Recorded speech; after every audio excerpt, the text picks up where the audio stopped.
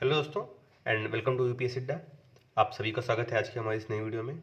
और आज हम लोग वर्ल्ड हिस्ट्री का वर्ल्ड वॉर टू का पोर्शन कवर करेंगे।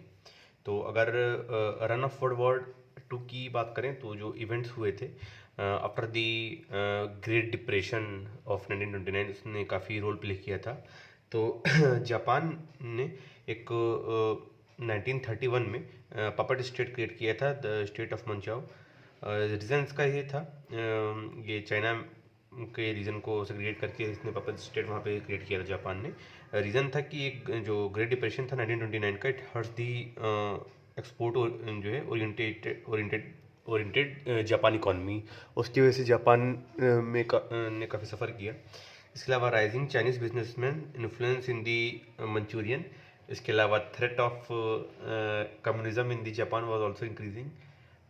इसकी वजह से ये इवेंट हुआ और इसका इम्पैक्ट क्या रहा कि राइज ऑफ फासिज्म हुआ in that area, failure of League of Nations and beginning of the appeasement of fascist forces ये स्टार्ट हुआ।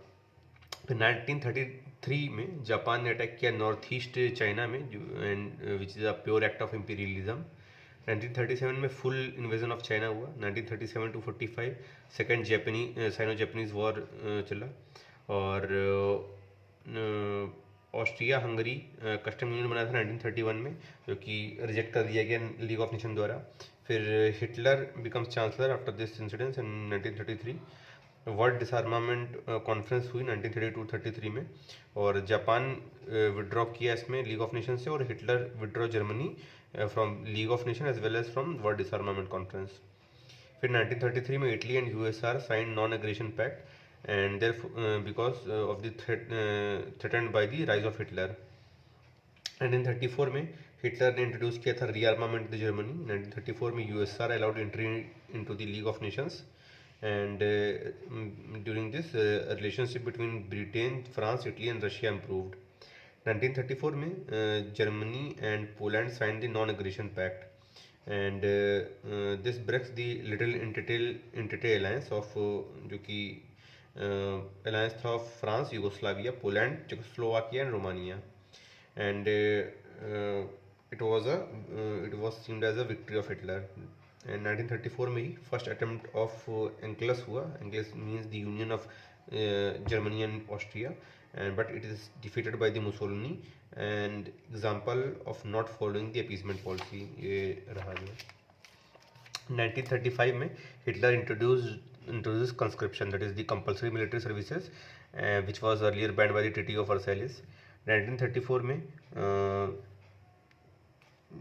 स्ट्रेसा फ्रंट ये फॉर्म हुआ by the Britain, France and Italy, और जो कि एक तरीके से जो स्टिक एंड करेक्ट पॉलिसी है उसका स्टिक वाला कंपोनेंट था। दूसरी तरफ करेक्ट पॉलिसी के तहत ब्रिटेन और जर्मनी का नेवल एग्रीमेंट हुआ था 1935 में ही, to pacify Germany against the unjust treaty of Versailles and allows the 35% size of the German navy.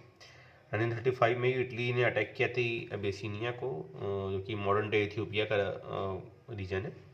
और due to this Abyssinia approached League of Nations and applied League of Nations applied sanctions, but that sanctions to Italy was very weak. Mussolini but इसकी वजह से angry हो गया and started to moving closer to the Hitler. 1936 में Germany और Japan ने sign किया anti Comintern pact. And anti Comintern मतलब जो एक रशिया लीडेड फ्रंट ऑफ था टू स्प्रेड कम्युनिज्म, तो कम्युनिज्म के अगेंस्ट ये फ्रंट साइन हुआ, पैक्ट साइन हुआ। 1936 में जर्मनी और इटली ने साइन किया रोमन बर्लिन एक्सेस, और 1936 से 39 तक स्पेनिश सिविल वॉर चला। इसमें जो जनरल फ्रैंको थे इन्होंने लीड किया था जो कि राइट विंग मिलिट्री थे वर्सेस लेफ्ट विंग कम्युनिस्ट और सोशलिस्ट लीडर थे स्पेन में, तो वहाँ पे स्पेनिश सिविल वॉर चला। और 1937 में इटली ने ज्वाइन किया था जो एंटी कॉमिटेन पैक्ट था जापान और जर्मनी का। एंड 1938 में एंकलस जो है जो कि पहली बार 1934 में डिफीट कर दिया गया था, ये हिटलर द्वारा किया गया, जिसकी वजह से ऑस्ट्रिया और जर्मनी का यूनियन हुआ। एंड इट विल एंड इसमें हिटलर ने बोला था इस समय कि I will make the Vienna the span of Austria, जो कि ऑस्ट्रिया में वहाँ पे बम्बार्डिंग हुई थी। एंड जो वियना जो है ऑस्ट्रिया का सिटी था, और because of this aggressive approach जो चांसलर ऑफ ऑस्ट्रिया ही रिजाइंड। एंड 1938 में म्यूनिक कॉन्फ्रेंस हुई जो कि peak of the appeasement policy थी। इसमें जो सुडेंटेनलैंड जो रीजन था was given to the Germany, and this region was the 70% industry of Czechoslovakia. ये जर्मनी को दे दिया गया, जिससे चेकोस्लोवाकिया वीक हो गया। फिर 1939 में जर्मनी ने एनेक्स किया rest of the Czechoslovakia because there was domestic unrest in Czechoslovakia due to the political and economic crisis, and first time Hitler annexed the non-German inhabiting territory which was against the principle of self-determination। और इस समय जो वहाँ का जियो politics की बात करें तो जैसे जर्मनी था, उसके साइड में पोलिश कॉरिडोर था, फिर डैंजिंग एक पोर्ट सिटी था जो कि लीग ऑफ नेशंस के अंडर में था, ईस्ट प्रशिया में ये था। रेस्ट ऑफ पोलैंड था यहाँ पे बीच में, इधर यूएसएसआर था। And after this Hitler started demanding the Danzig जो कि 95% जर्मन एरिया था, and rail road connectivity to the East Prussia इधर वाया द पोलिश कॉरिडोर इसके थ्रू। और 10 year non aggression pact sign हुआ इसी बीच जर्मनी एंड यूएसआर के बीच में to avoid war at two fronts. And एक सीक्रेट क्लॉज था that both will attack Poland with their ends. Germany and USSR annexed the half Poland, and Britain and France declared war against Germany, and initially 6 months it was a phony war, and then it converted to the World War II। अब इसमें reason आता है कि Y question आता है Y access power जो थी यानी कि जर्मनी, इटली और जापान, ये इन्होंने ये कैसे वॉर हार गए। तो इन द अर्ली फेज जो Axis power were very successful because Germany attack the France and defeated it.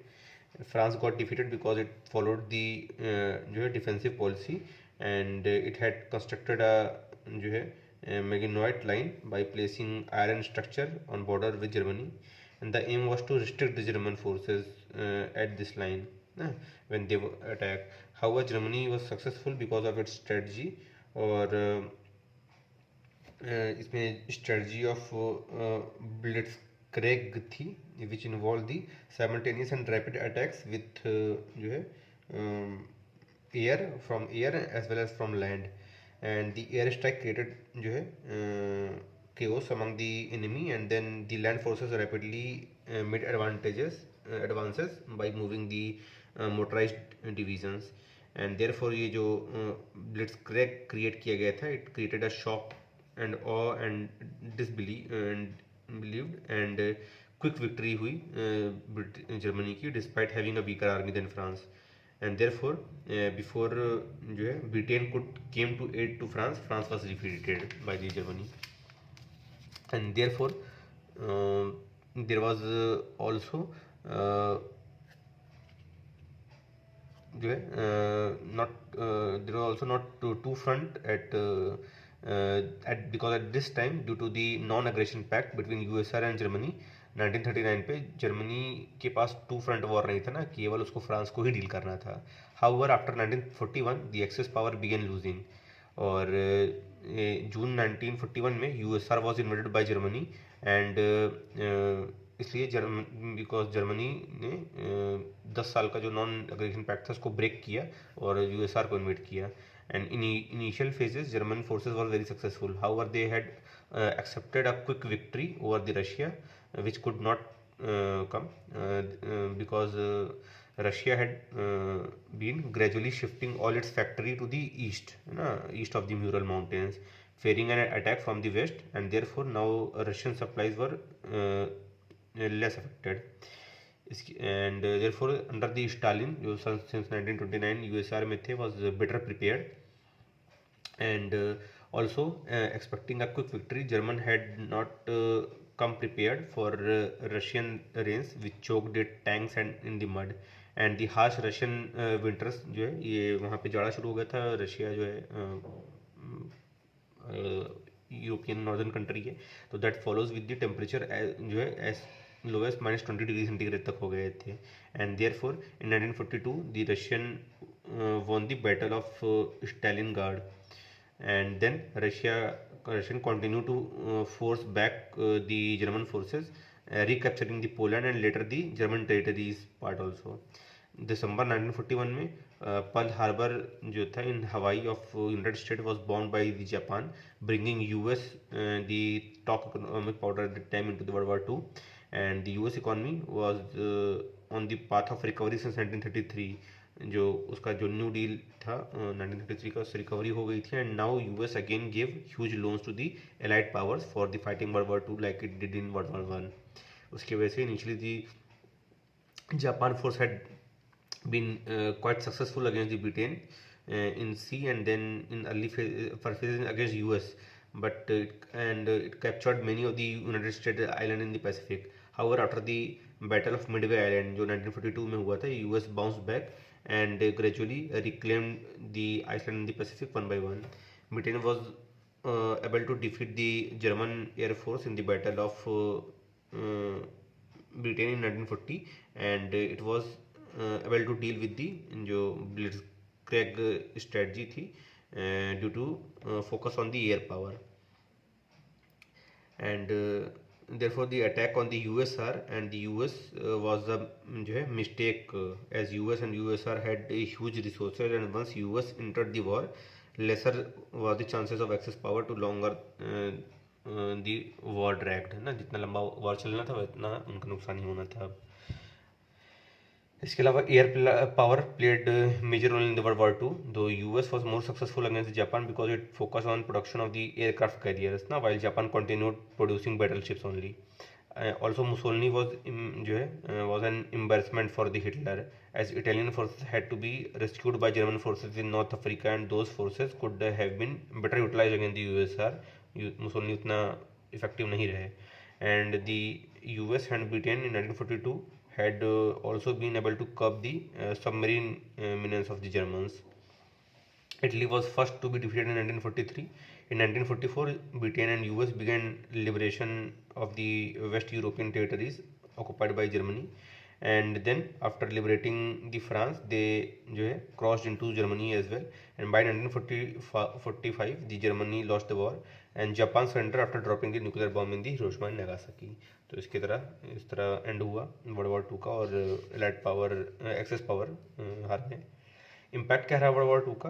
तो एक तो लार्ज स्केल डिस्ट्रक्शन हुआ, उसमें जूइस होलोकॉस्ट हुआ, लार्ज स्केल जूइस मरे. जापान में लार्ज स्केल बॉम्बिंग की वजह से, न्यूक्लियर बॉम्बिंग की वजह से डिस्ट्रक्शन हुआ. और रसिया ने ह्यूमन रिसोर्स वाइज काफ़ी बैटल में लॉस किया था, like more than 40 million Russians were died in the world war two. इसके अलावा पीस सेटलमेंट हुआ बाद में. तो Japan lost all the territories gain in the last 90 years of its imperialism. सब जापान हार गए. And migration of the Germans हुआ, न्यूक्लियराइजेशन हुआ, बढ़ा, और जो है बैलेंस ऑफ पावर जो है ये शिफ्ट हुई in favour of US and USR, because US जो है लार्जेस्ट रिसोर्स था और यूएसआर के समय लार्जेस्ट आर्मी एंड टेरिटरी थी. और लैंड लीज एक्ट था 1941 का, इसमें ब्रिटेन वॉज अंडर डेप्ट, and because of this act and Europe का जो पावर था वो मेनली डिक्लाइन हुआ, और जो अपना वर्ल्ड था उसमें दो सुपर पावर्स अपना यूएस और यूएसआर ये इमर्ज हुए.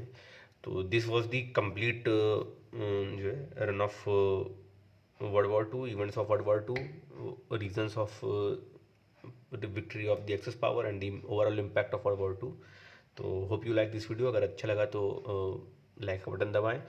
जो भी आपके सजेशंस हैं और कुछ डिस्कशन है तो वो सब कमेंट में लिख सकते हैं, और शेयर करें अपने पीयर ग्रुप्स में जिसमें बैठ के आप डिस्कशन करते हैं, स्टडी करते हैं. और मिलते हैं नेक्स्ट वीडियो में, तब तक के लिए